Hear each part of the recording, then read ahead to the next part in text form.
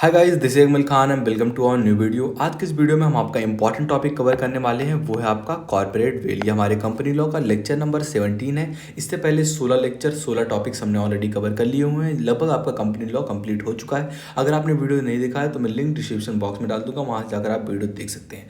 आज की इस वीडियो में हम जानने वाले हैं कॉर्पोरेट वेल क्या होता है, इसको कब लिफ्ट किया जाता है, कैसे लिफ्ट किया जाता है, क्यों लिफ्ट किया जाता है, सारा कुछ हम जानने वाले हैं।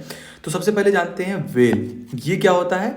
वेल मतलब क्या होता है, जब आपने घूंघट देखा होगा ना, शादियों में घूंघट पहन के आती हैं इस तरीके से लड़कियां, तो उसे ही क्या कहते हैं, वेल कहते हैं। आप कंपनी रहता है तो कंपनी खुद खुद की पर्सनालिटी होती है, कोई केस वगैरह होता है तो वो सब कंपनी के ऊपर होता है। तो उनके पीछे रहकर जो डायरेक्टर्स रहते हैं कंपनी के, ये जो है गलत करते हैं या गलत काम करते हैं, तो क्या करते हैं, वो सोचते हैं कि जो सारा ब्लेम है वो कंपनी के ऊपर चला जाएगा, हमारे ऊपर नहीं आएगा।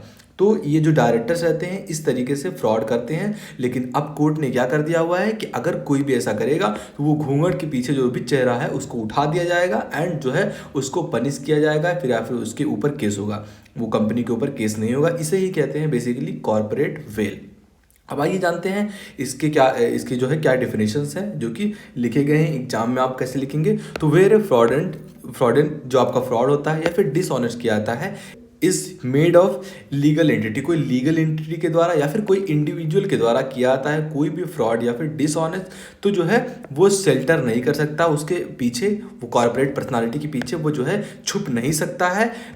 जो कोर्ट है उसको ब्रेक करेगी एंड जो है अप्लाई करेगी principle what is known as lifting of a passing through the corporate veil, जिसे ही कॉर्पोरेट वैली के रूप में जाना जाता है। मतलब कोई भी अगर गलत काम करता है तो वो जो है कंपनी के ऊपर नहीं जाएगा, क्योंकि कंपनी का आपको पता होगा, company is an artificial person. Company एक आर्टिफिशियल पर्सन है जो कि अपने जो है अगर कुछ भी केस वगैरह होता था तो पहले कंपनी पे होता था, लेकिन ऐसा नहीं है। अगर कोई भी फ्रॉड किया जा रहा है जो कि कंपनी के डायरेक्टर्स कर रहे हैं तो वो जो है कंपनी के ऊपर नहीं आएगा, बल्कि सीधा डायरेक्टर्स के ऊपर जाएगा जो कि कॉर्पोरेट पर्सनालिटी के पीछे छुपे हुए थे, जो कि घूंघट ओढ़कर छिपे हुए थे। तो अब वो घूंघट उठा दिया जाएगा। इस तरीके से कॉर्पोरेट वैल्यू होता है। आई होप आप समझ गए होंगे कि कॉर्पोरेट वैल्यू को लिफ्ट करना क्या होता है।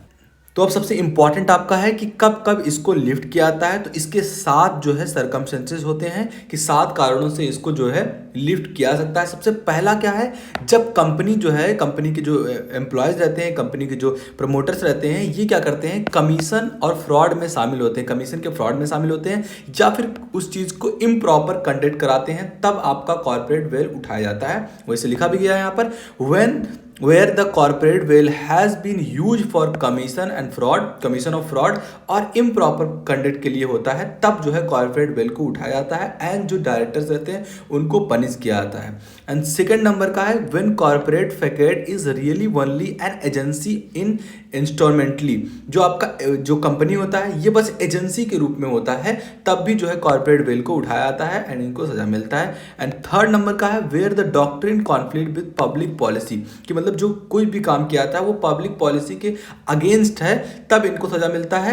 एंड फोर्थ नंबर का है when it is held that a company will be regarded as an enemy charter, जब जो है कंपनी एनिमी चार्टर अपना कैरेक्टर जो है शो करने लगती है, तब उनको जो है सजा दिया जाता है एंड जो है वो ऐसे लोगों के साथ शामिल होती है जो कि जो है अपने देश के एनिमी होते हैं, उनके साथ जब बिजनेस करती है या फिर उनके साथ कुछ कॉन्ट्रैक्ट करती है, तब भी इनको सजा दिया जाता है। फिफ्थ नंबर का आपका है where it is found that the sole purpose for this company was form to evade taxes, मतलब ऐसा पता लगा लिया गया कि जो कंपनी बनी है बस ये टैक्स को अवॉइड करने के लिए बनी है, टैक्स को कम करने के लिए बनी है, तब भी जो है इस कंपनी को जो है इस कंपनी से कॉर्पोरेट वेल को हटा दिया जाता है। एंड 6 नंबर का है कि जो है वेल्थ फेयर लीगलाइजेशन के लिए होता है आपका, मतलब जो आपके पर्टिकुलर कम्युनिटी के लिए जो है ये वेलफेयर होता है, मतलब पर्टिकुलर कम्युनिटी के लिए वेलफेयर होता है, तो वहाँ भी जो है कॉर्पोरेट वेल को उठाया जाता है। एंड लास्ट आपका है कि ये मिसलिनियस है, कि मतलब ऊपर के जितने भी कंडीशन सेटिस्फाइड नहीं हुए हैं, अगर कुछ कंपनी ऐसा जाकर करती है जो कि कॉर्पोरेट पर्सनालिटी के लिए एब्यूज्ड है या फिर अनजस्टिस है या फिर इनइक्विटेबल पर्पस के लिए किया गया है, तो जो है कॉर्पोरेट वैल्यू को उठा लिया जाता है। ये आपका मिसलिनियस है, इसमें जितने भी टॉपिक शामिल नहीं हुए हैं, अगर कोई भी टॉपिक वायलेंट होता है इसके अलावा तब जो है कंपनी को अब्यूज करता है उनके कॉर्पोरेट पर्सनालिटी को, तब भी आपका जो है कॉर्पोरेट वैल्यू को लिफ्ट कर लिया जाता है। ये 7 पॉइंट्स थे जिसके बिहाफ पर जो है कंपनी के कॉर्पोरेट वैल्यू को उठाया जा सकता था।